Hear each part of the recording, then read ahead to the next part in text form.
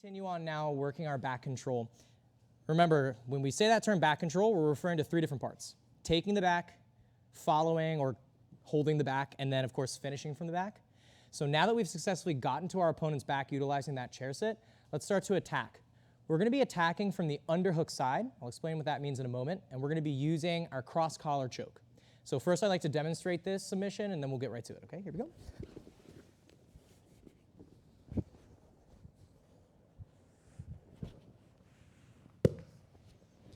So the cross collar choke is probably one of the most basic back attacks. This is a gi specific attack, meaning you can't do this if they're not wearing a gi jacket because there's nothing to grab. So this is kind of like the gi equivalent of the rear naked choke. We worked on the rear naked choke the last time we did our back control module. So this week we're working on the cross collar choke. Now let's first talk about some collar choke concepts. Conceptually, when we're doing collar chokes, we're trying to create a closed loop around our opponent's neck. Once we have a closed loop around their neck, we're going to create an isometric hold with that loop and then press their body away from us using our legs to essentially hang our opponent with a noose. So when we do the cross collar choke here, we're attacking from the underhook side. Now, the underhook side simply refers to the side that is on the arm that's under their shoulder. Okay? This is the overhook side. This is the underhook side. I was coming around to a couple groups and I was reminding them that the overhook, this is our kill hand. This is the thing that I'm going to use to choke him or strangle him with. So we always protect that kill hand. You'll see why we're needing to do that here in a moment. Now, when we're doing collar chokes, we have two main adjustments that we need to make. I can either get my hand really, really deep in order to make the choke more effective, or I can change my angle in relation to that choking hand in order to make the choke more effective. Both of these in and of themselves can be difficult to achieve. Creating a really deep grip is obviously difficult because they're going to be pulling on our hands.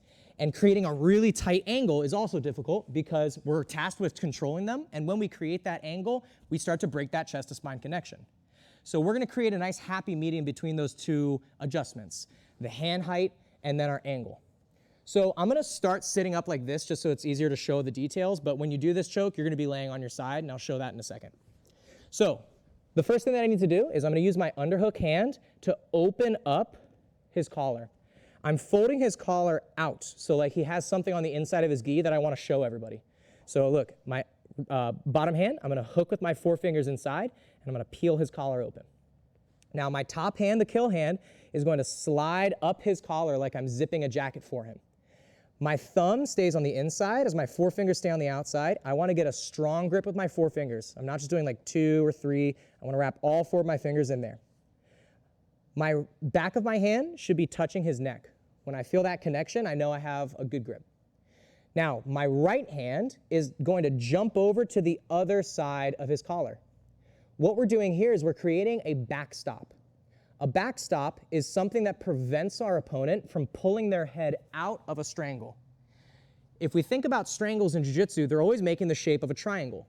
I'm occluding his arteries on either side of his neck with something. In this case, it's going to be his collar on one side and his collar on the other side. And the backstop is the part that pulls him or keeps him from pulling his head out of that strangle. If I were to just grab Coach's neck like this, he can pull his head backwards and escape from the strangle. So what I'm doing here is I'm pulling this collar down to create a taut rope around his neck. That's our backstop. He can no longer pull his head out of the choke as effectively. In addition, my shoulder will be reinforcing that to be a backstop as well. So again, let's look at our grip setup. I fold the gi open, I grab, my other hand jumps over to the other side. From here, I could just finish him by pulling down and strangling like this. However, we want to create that slight adjustment by making an angle on our opponent. This is going to make the choke stronger. At this point, I'm going to lay on my side so you can see how we're going to create that angle. Once I'm here, I'm now going to start to take my top leg and step on my partner's hip. The goal of this leg is to start to press him down and create a slight angle where I'm almost trying to get myself underneath him. I've let go of the other collar so I don't choke Seth out, but I'm using this foot to start to push him down away from me. Remember back to our choking concept, I'm trying to create the noose around his neck and then use a pressing action to push him down into the choke. Now, the actual choking mechanic here, I'm trying to pull this hand, the choking hand, up and back, okay? So I'm trying to create an isometric hold, meaning I'm not trying to just tear my arm backwards. I'm creating regulated tension by finding the position. So see, look again here, guys. I go up and back. That's our isometric hold. And now I'm going to start to press him down into the choke. Again, I've not completed the closed loop because of my right hand. So my right hand will be engaged in a moment. So I grab, grab. Now I go up and back as I press him down on his hip bone here, and I pull this collar down to his feet. Notice how I keep his head on my shoulder and chest area the entire time. If I let my elbows come too far away, he simply loops his head out. Why? Because I've lost the backstop, the thing that's holding him in there. Okay? So there's a lot that goes into collar chokes. They're actually quite complicated. However, we're learning a lot of really good concepts and mechanics that are going to carry into all other collar chokes that we will ever learn in Jiu Jitsu. We'll do another collar choke, the bow and arrow, next class as well. So let's look at this choke one more time. I'll show it from a couple different angles. Starting on his back, I get my seatbelt. I open up the collar first, and I slide my hand in. I'm going to jump over to the other side, and now from here, I'll lay on my shoulder, and I'm going to start stepping on his hip from the top. I'm going to create that nice isometric hold. I pull up and back as I now pull the tension out of the collar here. So I want to make a nice tight, taut loop around his neck as I start to press him down.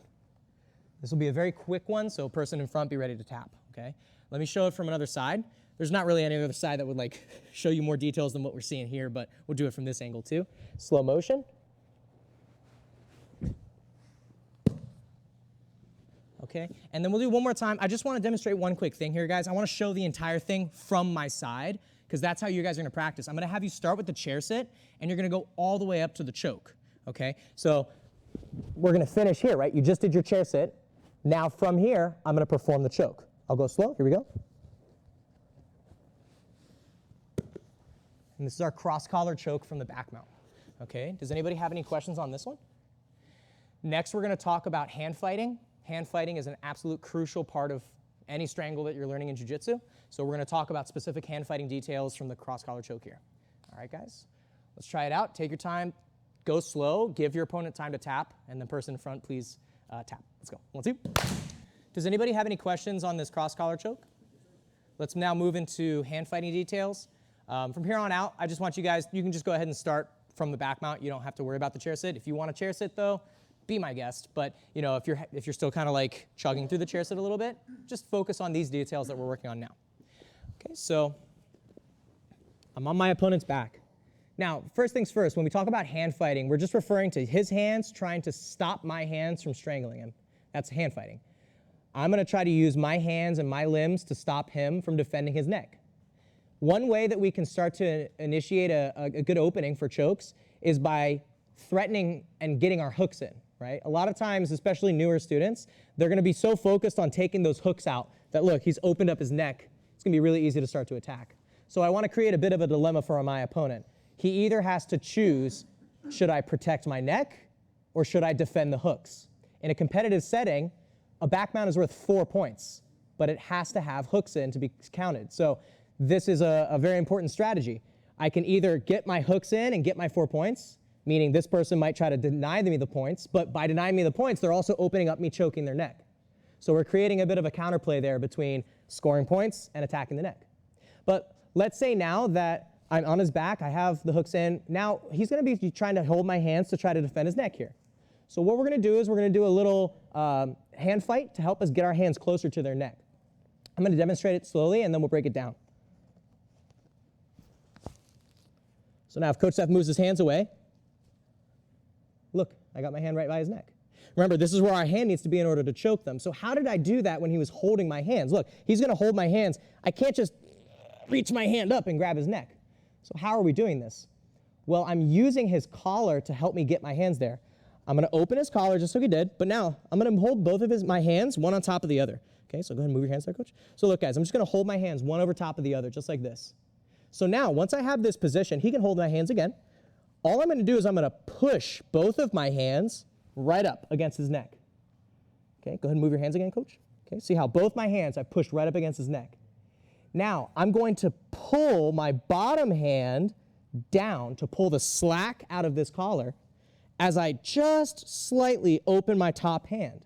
And look how I will start to zip his collar right into position. Okay, let's actually sit up so we can see that a little bit easier maybe. So look guys, I'm on the back, he's holding my hands, I'm just gonna grab both of his collars low, okay? I'm holding very low, it doesn't have to be super high right now. I'm just gonna push both of my hands straight up into his neck.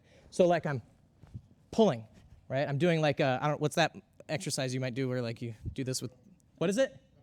An upright row, thank you. I'm doing an upright row. I don't know, I don't lift weights. Okay, anyways, I'm here, look. I'm gonna pull both of my hands up, close to his neck. Now I'm gonna keep my left hand, in this case my left hand is my kill hand, I'm gonna keep my left hand where it is as I pull the slack out using my right hand. We have to slightly open that left hand grip because if I hold strong, then I can't pull the slack out. So I just ever so slightly open as I zip, pull that collar out. So again, we're here, I lift up, zip, and then grab. Now look again, when coach moves his hands, I'm right where I need to be, okay? Let's now talk about when we're in this position and when we're starting to apply our choke, they're gonna be reaching up and trying to grab our arms to try to push my arms away and hopefully get out of this position. What we're gonna do now is we're gonna use our top leg to help chop their hands down. I don't wanna do this. If he's grabbing, I don't wanna start to let go and reach up and try to grab stuff because now I'm losing the choke. We should always be threatening the choke. Our opponent needs to constantly be worried about us choking their neck. So look here, guys. I'm grabbing. He's going to be reaching up to defend. Look, I'm going to take my top leg. I'm going to reach up, and I'm going to start to chop right at his wrist bone. I'm going to start to break the structure of his wrist and kind of kick his arm down. Okay, and that's going to help get his arm away from my hands and away from my arms, and it's going to make it easier for me to choke him. Okay, so again, I'm here. I'm using my calf to just reach up, and I'm just going to kick his arms down. Ideally, I'm going to look to trap his arm here. Okay, so I'm trapping, hooking my foot behind his body. And now from this position, I'm going to do the same thing and start to step and apply my choke. But I'm using, instead of my hands to start to fight his hands, I'm using my legs to fight. So again, he's reaching up. Look, I'm going to bring my leg up and over, and I'm just going to use my thigh and my calf muscle to scrape his arm down. And now I'm in my same position. I start to apply the strangle there.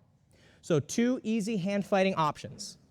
Number 1, we get our zipper adjustment, right? He's holding my hands. I'm going to pull him up, zip, and grab. Now my hand's in the right position.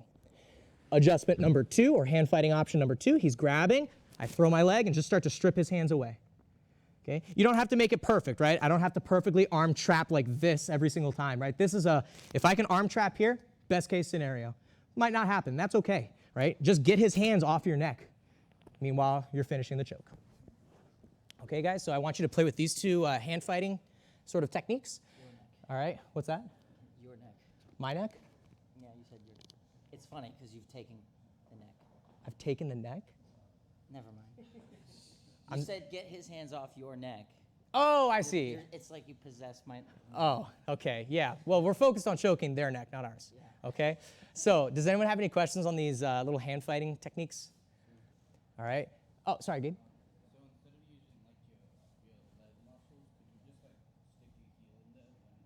You could if you're flexible enough. I mean, I have pretty long, flexible legs, but like if his hands are high up, my heel's not going to be able to go in very easily. Like if he's being lazy and his arm, like maybe he's just grabbing my wrist, then for sure I can use my hand to strip the grip, or my heel to strip the grip. But don't always assume that he's going to be holding up high because what he's trying to do here, Gabe, is he's trying to pull my arm forward so that way he can loop his head out. So it's going to be hard if I'm not very, very flexible. So that's why I just use your thigh and your calf to push down. Great question. All right, guys, let's try this one out and take your time. Sorry, what's that? Go ahead, Don. So one thing I noticed whenever you do the lift and get the chair on the side, Yeah. sometimes their legs will collapse like this. Mm-hmm. And how exactly do you work to get those hooks inside? Yeah, if his knees are together after I've chair sat, like this, then he's actually making a big mistake because I'm just going to go body triangle now. And this is even worse for him because, unfortunately, this is actually not worth points, which is silly, but like if you're in a competition, you have to get hooks in to get 4 points.